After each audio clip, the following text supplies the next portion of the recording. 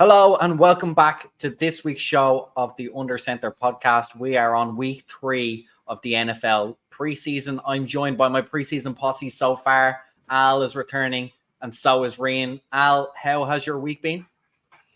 Oh yeah, it's all right. Been a bit quiet on the NFL front, but Sitting dreaming of the magnificence that Geno Smith is about to bring forth onto your year so far. Rian, wait till you see. Wait till you see. All pro Geno Smith. We may or may not bring it up depending on the preseason. As you said, Al is a little bit quiet, so we may bring that up. We've been having a little bit of a row. As Dara said, I'm living at the moment rent free in that head of yours. But we'll park that for now. Rian, we've been talking a little bit about the Panthers offseason. You're staying away because tend to get carried away with some of these hype trains, and the Panthers have stung you in the past. How have you found the week that was? Yeah, I mean, it was another quiet week. We agreed to terms with a linebacker whose name has just escaped me right this minute. Key piece, surely, if you don't remember who he is. Yeah. Well, he's a veteran piece who fits into that linebacker core that was really lacking last season. So Justin Houston is the guy. Yeah, okay, that's good. Yeah, he'll be a good addition. He's already building a rapport with kind of Brian Burns and the guys on the defense. But yeah, as you said, I'm staying away. I got on the Sam Darnold hype train when he signed back in whatever year it was. So yeah, steering clear this year. You'd never cut it as a Seahawks fan then, Rin, because the delusion has to take you away every single year. But we did. Dara hasn't been on so far. I think he's going to join us in the coming weeks. He will definitely be back on the show in terms of talking preseasons at some stage. And he's been letting me drive these little shows that we've been doing. And in typical Dara fashion, as soon as we came off air last week, he asked us what we talked about. And he pointed out that we missed a pretty gigantic news story from last week that's kind of rolled into this week anyway. That is, I guess, whatever Twitter's called now, X, Space Jam, whatever it's called, and the rantings and ravings, shall we call them, of Jim Irsay have been highlighted because they're always there. You could have gone and found them, but a spotlight has been shined on them in this offseason. He has said some outrageous stuff. Most notably and most recently, he claimed that if himself and Jonathan Taylor, the running back or current holdout of the Indianapolis Colts, were to disappear tomorrow morning, the NFL would not care. Now, I actually happen to think that that's quite pragmatic and absolutely true. Al, we're going to start with you because I suspect he was not trying to be so philosophical and was more alluding to the fact that no NFL running back is that important, that they're infinitely replaceable these days. How did you read those comments, and what do you think of the whole scenario? His comments are mad.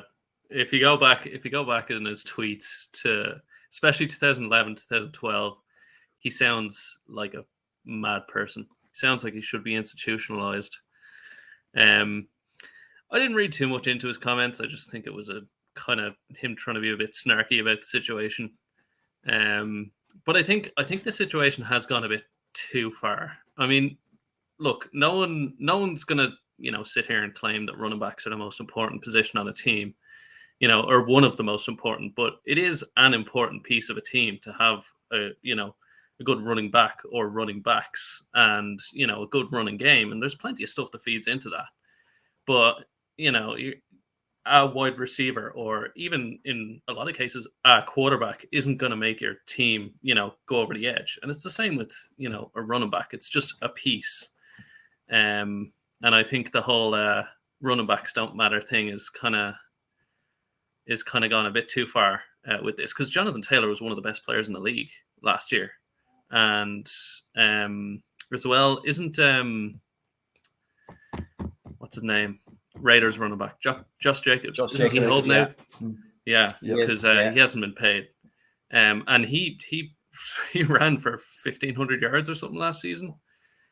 He was basically the Raiders offense, because Derek Carr is, well, he's not good.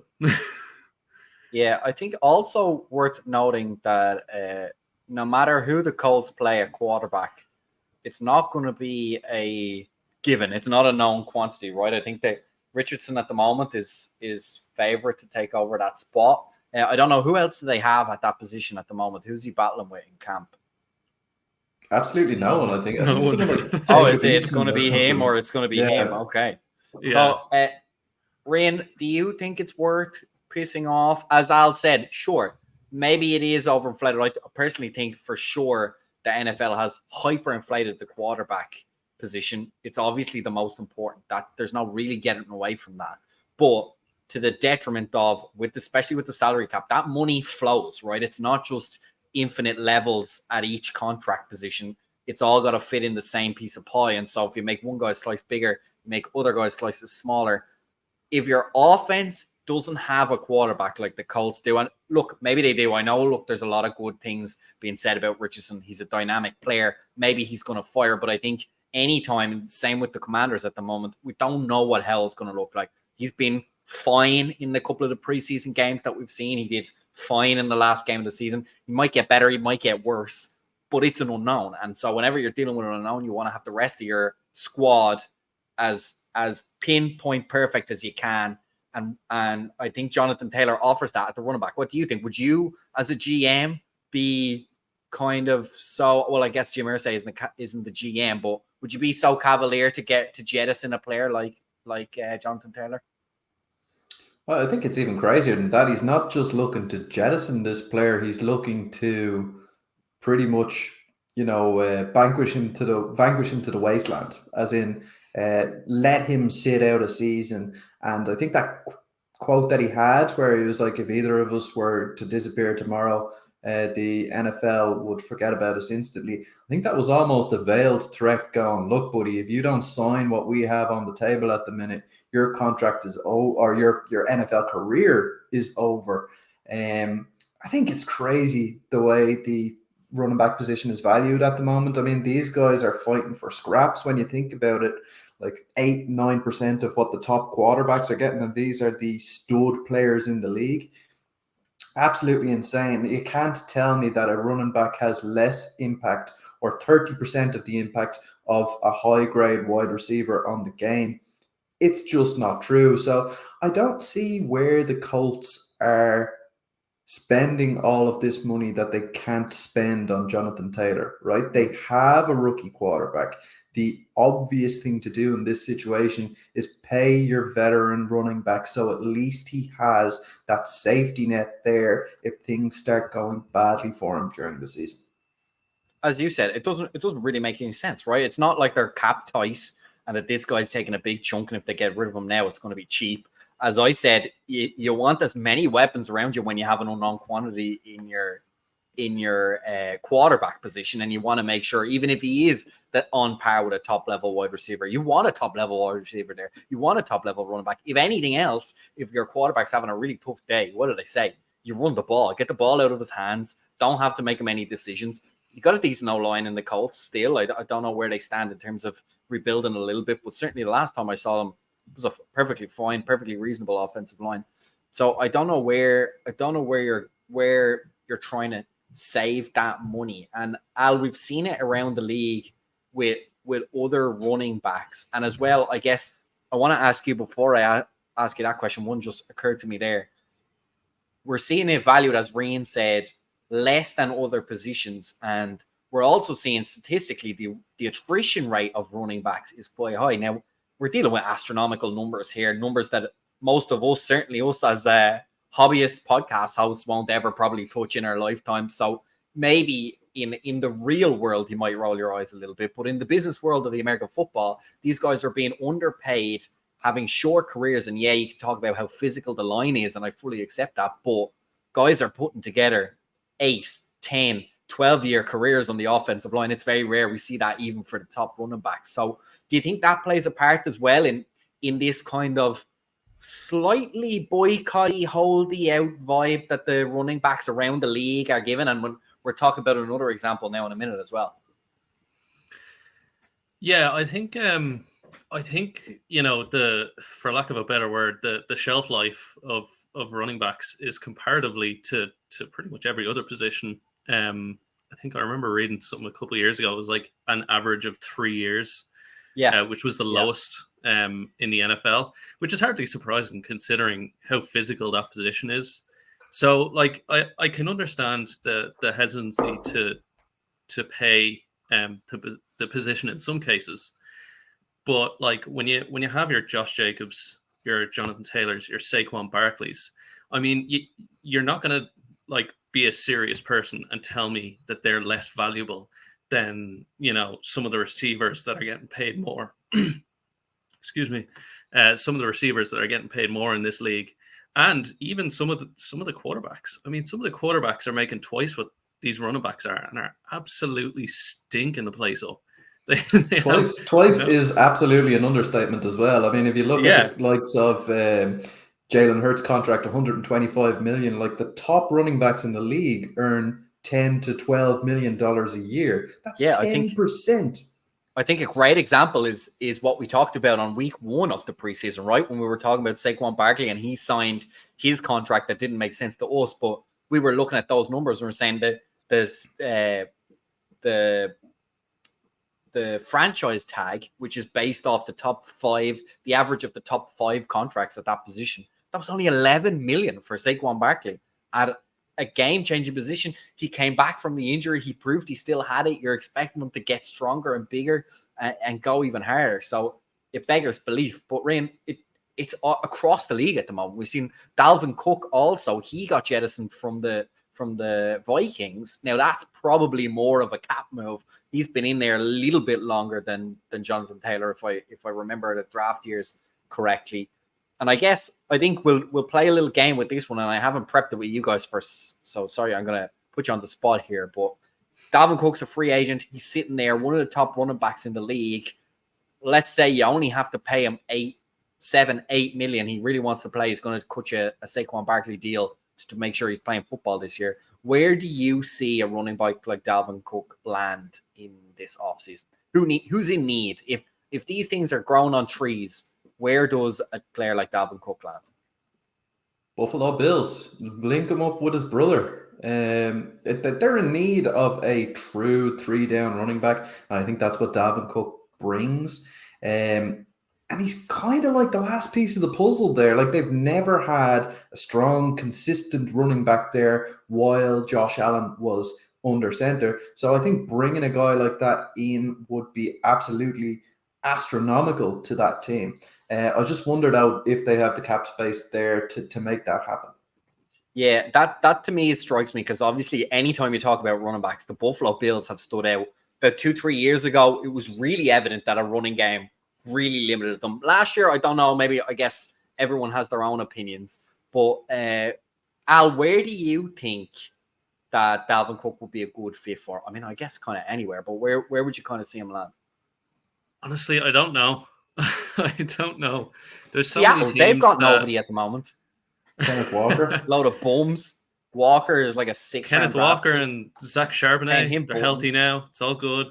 Are they healthy? Are they yeah. In Seahawks land, they're healthy. For now. They're not giving Pete Carroll the middle finger. That means the Seahawks running back room is actually perennially cursed. They cannot ever stay healthy. Remember when they dragged Marshawn Lynch back into the league? Yeah. I don't know. I mean, the Cardinals have the most cap space at the moment, and to your point, Ray, I don't think the Bills can afford them. They only have $5 million at the moment. I mean, that's you get 2 top tier running backs for that. That's what we're saying. They're cheapest chips at the moment, lads. Yeah, I mean, I think the Cards could be a good landing spot. Yeah, I'm trying to think who they have in there at the moment. Is it still Connors?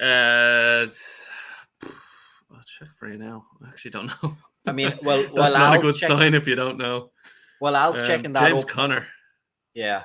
Well, for me, it's got to be the Falcons, right? Anytime there's a good player floating around, because for me, like, the Falcons are just shite at the moment. They need good players anywhere they can get them. And so if there's a floating around running back, I don't even know who their running back is at the moment. Cordero Patterson, I guess, is their running back. They drafted Bijan Robinson, who looks elite. He looks That's very true. And I'm showing my lack of prep here. I probably should have known that. But yeah, I mean, if you're Atlanta, you've been in a cesspool for the last 5 years. I mean, even if you have Bijan, he's on a rookie deal. Let's sign Dalvin Cook. Let's not waste his legs early. I mean, like, seems weird though now, doesn't it? Like, well, if you're looking back, you're like, anyone who drafted a running back in the first round, that like, it's a wasted pick now because they're apparently, according to Jim Irsay, so dispensable and so cheap.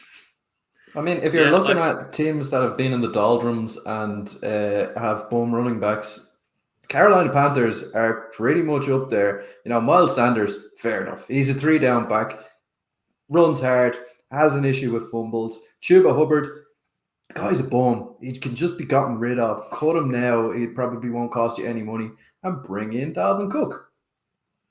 Yeah, I think the Dolphins could be a good spot for him as well. They have the cap, and you know they need all the help they can get. You know, they have some pieces there. You know, absolutely no disrespect to Hill and Waddle. I think they're a great duo, but you know, I think consistency has been a huge issue there with the Dolphins, and I think Dalvin Cook could help them because he's good as a pass catcher and a running back.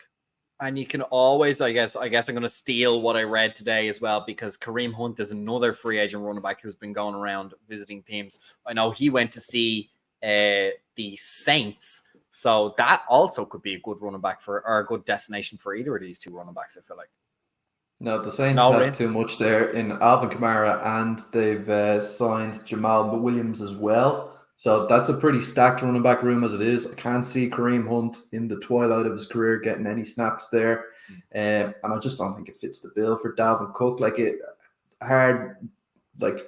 He's kind of like a lesser version of Alvin Kamara in the way that he runs the football and is a decent pass catcher out of the backfield. So I can't see that being a good move by the Saints. Well, the Saints will be down Alvin Kamara for the first 3 games of the season. That suspension was handed down. Luckily, he didn't gamble. He only battered Given Daylight out of someone, so he only 3 games suspension. He only stomped on someone's head, you know? Yeah. You know, gambling and, you know...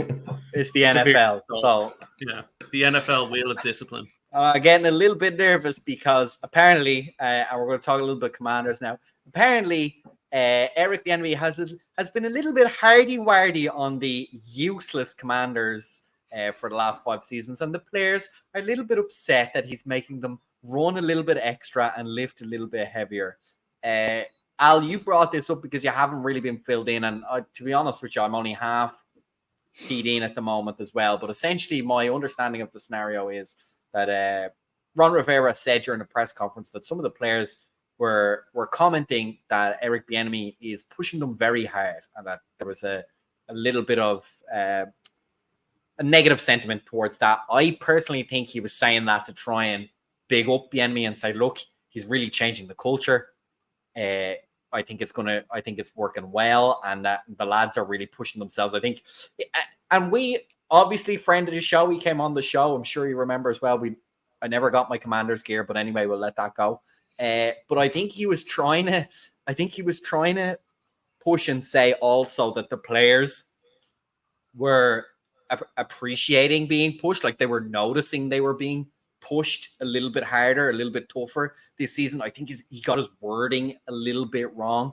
But guys, maybe I'll start with Rian. Rian, did you read any of this, and have you any takeaways? What you think, maybe reading between the lines, what was actually going on? Is this just a goof? Is he trying to rile some people up, or did he get it totally arseways?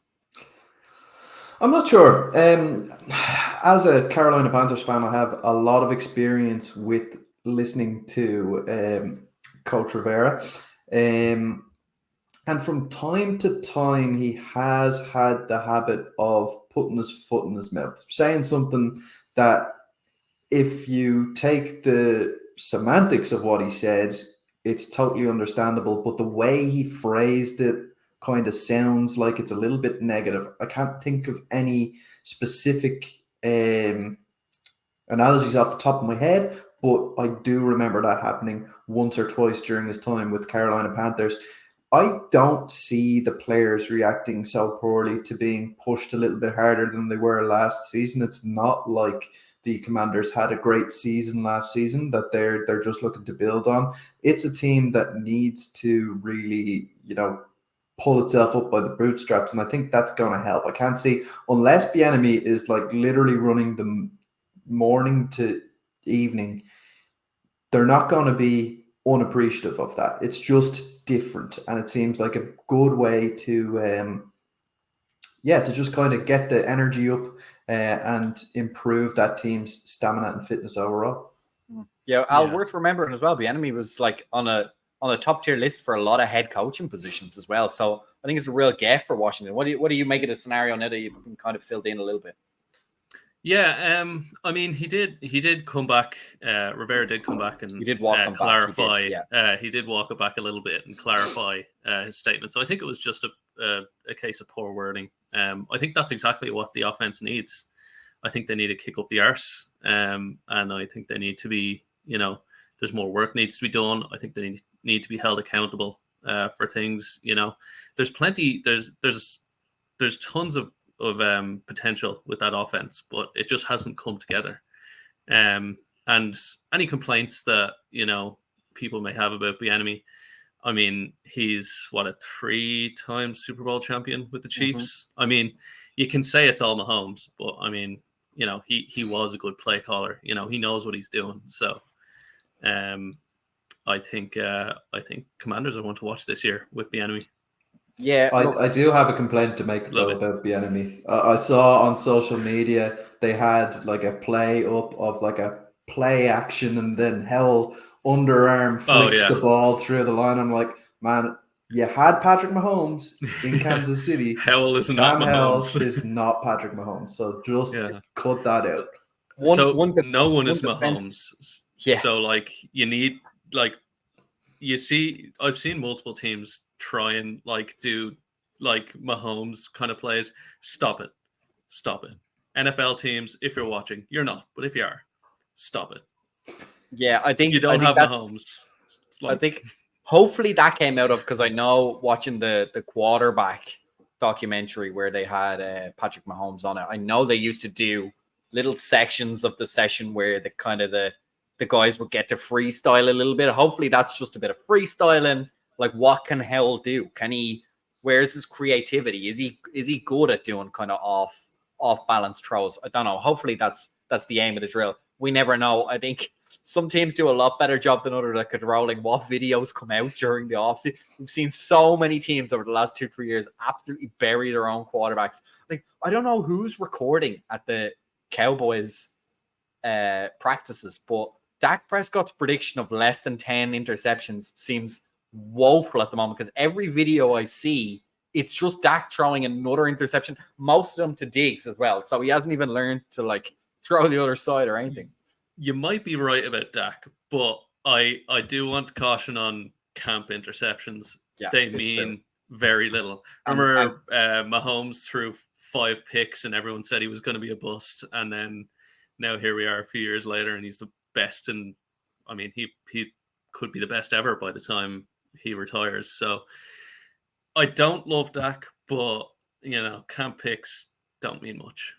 Yeah, and I think as well, like they go through all sorts of things, like they force progressions and they tell you which throw you're going to throw before the play even starts. So yeah, I'll give them that break. But just to wrap up, because we're going to leave it here. It's been a slow week. So again, guys listening, if you guys have any topics you want us to talk about, if you're enjoying these preseason chats, do let us know. We'd love to be able to hit it up. We'd love to be able to put your comments up, some questions up, and address them as well. But just to wrap it up, yeah, I think if you're, as a Commanders fan, as you said, Al, I agree with you. There's plenty of good parts in that offense for the Commanders. The running backs are decent. We've got some good wide receivers now as well. The line could use a little work. Quarterback's total unknown. I'm absolutely not on the Sam Howell bandwagon, but what I love is he could be anything at the moment. We haven't seen enough that pans him, and we haven't seen enough to say he's going to be great. I suspect I tend towards the pessimistic side. But look, the reality is we had to play with a backup that we knew was not good enough for the last 2 seasons. So I think in that way, in that form for Bieniemy, the offense has certainly underperformed, but also it's been scrambling a little bit. It's been cobbled together. It looked very flat on the field. It looked very one-dimensional and easy enough for defenses to kind of get a hang of and really suppress. So hopefully this leads to a little bit harder running, a little bit of sharper cuts, and just a little bit more grittiness. I don't know if it's going to maybe come together in a tight-knit thing. I think you got to build that aggression first, that dynamic, like hard working. And then you can see has Howell got like those underarm flicks. Has he got that in him? What does he have? Where does he play well? And I trust Bieniemy to be able to find that out. But guys, Al, thanks very much for joining me today. No problem. Good to be on as usual. Thanks again for joining me today as well. You're very welcome. As we said, anybody has any comments, leave them down below on the YouTube channel. We'd love to hear your input and also take some talking points for next week and address them for you. If you've watched the show, please do like and subscribe it here on YouTube. You can find the audio version also on Spotify, Apple Podcasts, and anywhere else that you get your podcasts. We are on Instagram at Under Center Podcast. We are on X at Under Center Podcast. And we're also on Facebook too. You can find us there at Under Center Podcast. So from myself and the lads, thanks very much for listening, and we'll see you again next week.